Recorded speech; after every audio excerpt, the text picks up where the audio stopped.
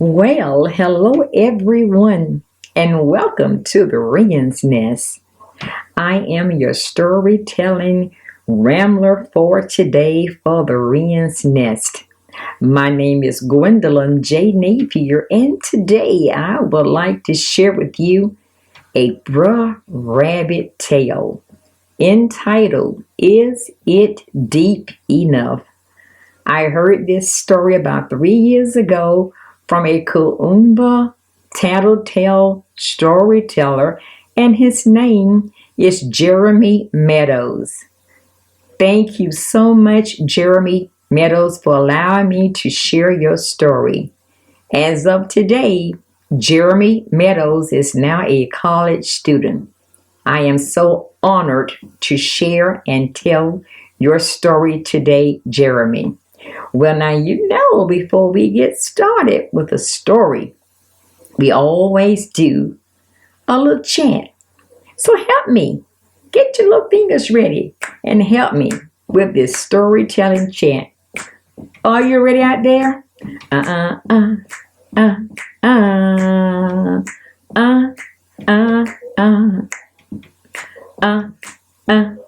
Yeah. Well, everybody, welcome to the Wren's Nest. Gonna tell you a story about Brer Rabbit and the rest. Wanna tell you about that rabbit who's so slick. You better watch out, y'all.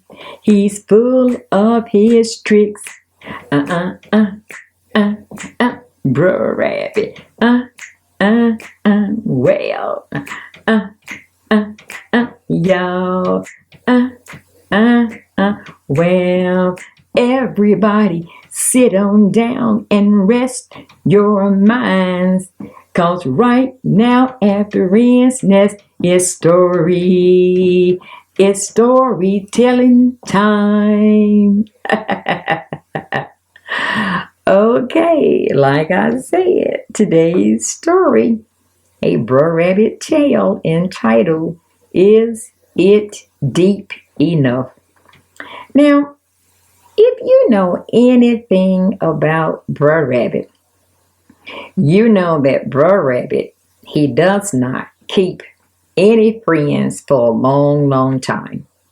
But in this story, Brer Rabbit is a friend with Brer Coon.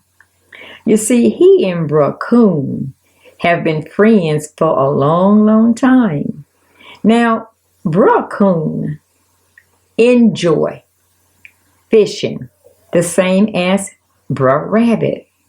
But every now and then, Brer Coon is always going to a frog's pond trying to get and eat up those delicious, juicy frogs.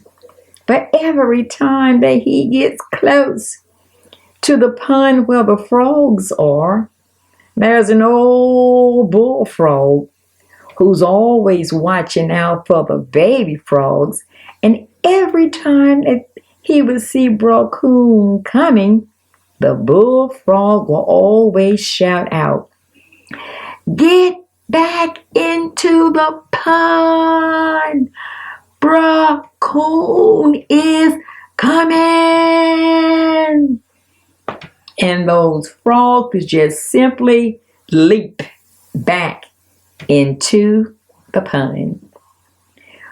Well, Brer Coon had gotten sick and tired of always not being able to catch those frogs. So he decided that he was going to go to his best friend, Brer Rabbit, and ask for some advice as to how he might be able to catch those juicy, delicious frogs. So when he approached his friend Brer Rabbit was sitting underneath a shade tree with his legs crossed and his hands behind his head, just really enjoying himself an afternoon nap. Well, Brer Coon approached Brer Rabbit and said, Brer Rabbit, Brer Rabbit, Brer Rabbit, I need your help. Every time I try to get those delicious frogs out of that pond, that old bullfrog always warned the frogs that I'm coming. I need your help. Well, Brer Rabbit, he got up and he stretched, brushed himself off, and said, Brer Coon, you're going about this thing the wrong way. Let me tell you an easy way that you can really get those delicious, juicy frogs.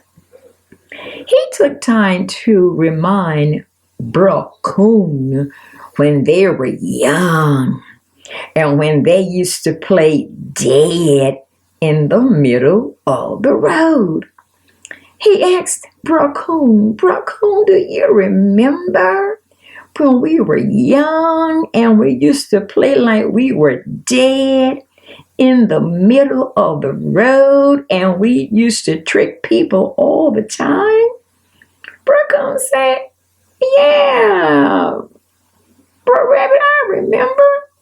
He said, that's all you gotta do to get those juicy frogs.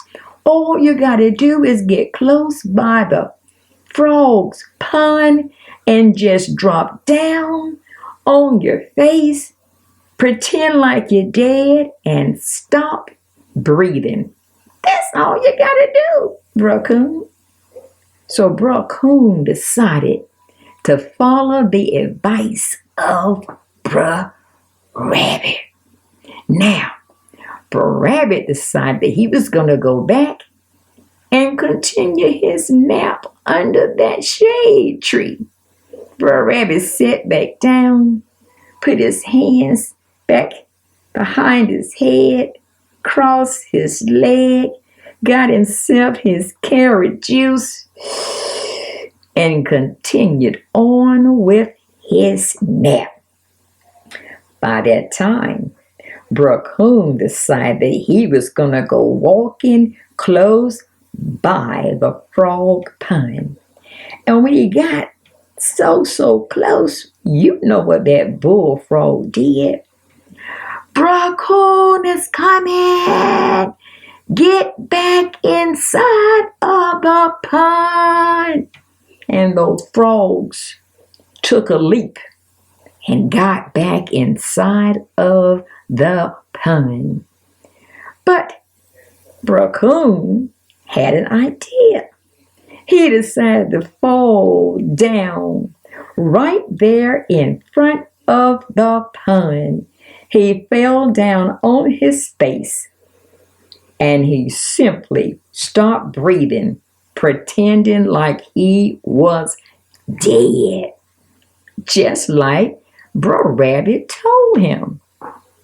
When the bullfrog looked and he saw Brer Coon lying there on the ground, and he took time to slowly creep out of the pond, and he went and he looked down where Brer Coon was lying, and he called out Brer Coon's name. Brer Coon, Brer Coon, Brer Coon, wake up, are you okay? Brer Coon didn't say absolutely nothing. He was still lying down on the ground with his face down, not breathing, just like Brer Rabbit had told him. The old bullfrog called again. Brer Coon, Brer Coon, Brer Coon, are you all right? Brer Coon still didn't say absolutely nothing. And the bullfrog shouted back to the little frogs, I think I think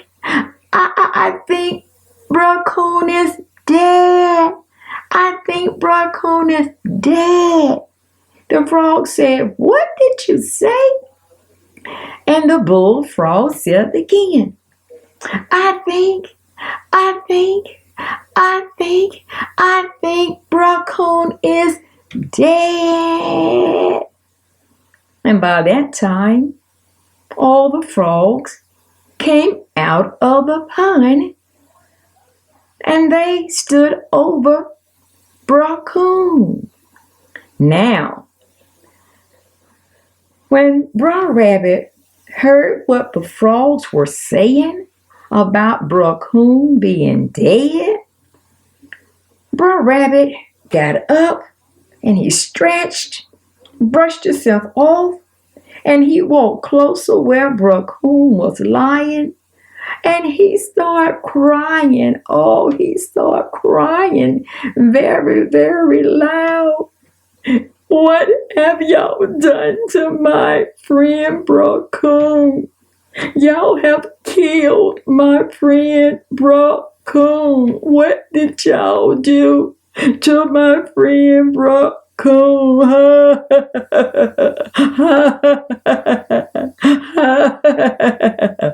Brer Rabbit was really, really crying, and he was really, really, really upset.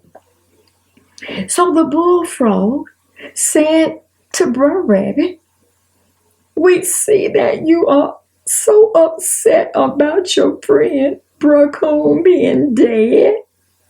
Why don't you go back, Brer Rabbit, and sit underneath that shade tree and take yourself a little nap and take some carrot juice with you so you can keep cool, and we'll try to bury your friend Raccoon. Well, Brer Rabbit went back and he sat underneath that cool shade tree, just like the bullfrog said, sipped himself some little carrot juice and began to really take himself a nap, but not before laughing.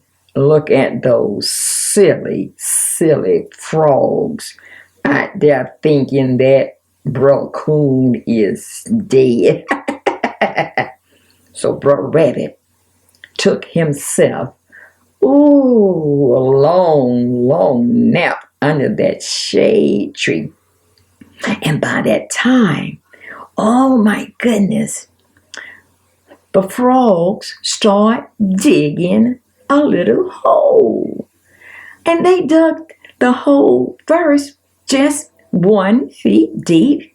And they dug and they put Raccoon in the hole. And then they began to ask Brer Rabbit, Brer Rabbit, Brer Rabbit, do you think this hole is deep enough for Raccoon? Brer Rabbit asked, can you jump out of it? And the frog said, yeah, we can jump out of the hole. And Brer Rabbit said, well, it ain't deep enough. Keep digging. By that time, they had the shovels and they were sweating and they were digging and they kept digging. And those frogs kept digging and those frogs kept digging. They hadn't gotten 4 feet deep into the hole. And Raccoon was just still lying there on the side of that hole. And the frogs began to shout up on the top again, Brer Rabbit, up there on the top. Can you hear us down here in this hole? Do you think this hole is now deep enough?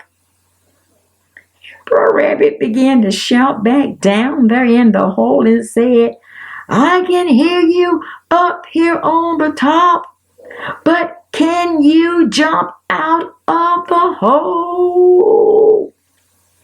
And the frog said, yeah, we can jump out of the hole.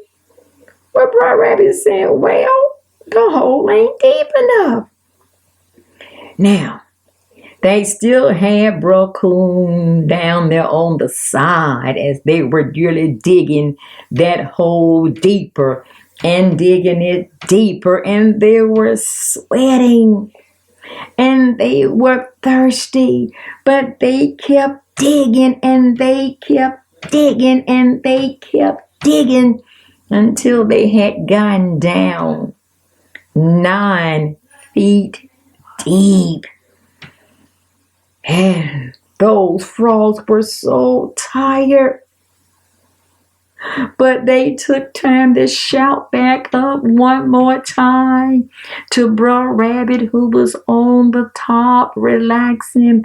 Brer Rabbit, on the top relaxing, keeping cool. Do you think this hole is now deep enough? Now you know what Brer Rabbit said. Can you jump out of the hole? And the frog said, no. Brer Rabbit said, well, it's deep enough. And by that time, Brer Rabbit jumped up and brushed himself off. Oh, he stretched and he was smiling. And he walked over to the hole where those frogs had been digging for Brer Coon to be buried. And Brer Coon was lying down there in the hole on the side.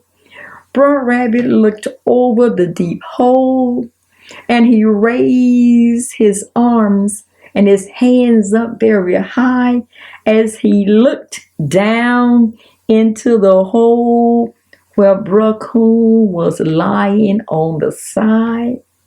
And he said, Brer Coon, who is lying down there on the ground in the hole, if you can hear your friend, Brer Rabbit on the top, I want you to get up right now and rise up from the dead.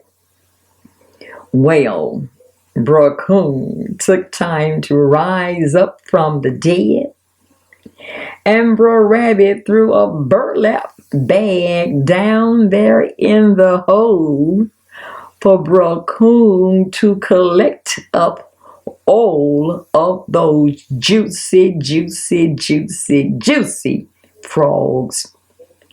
And Brer Coon crawled out of the hole. And you know who he met on top. He met his friend Brer Rabbit on top.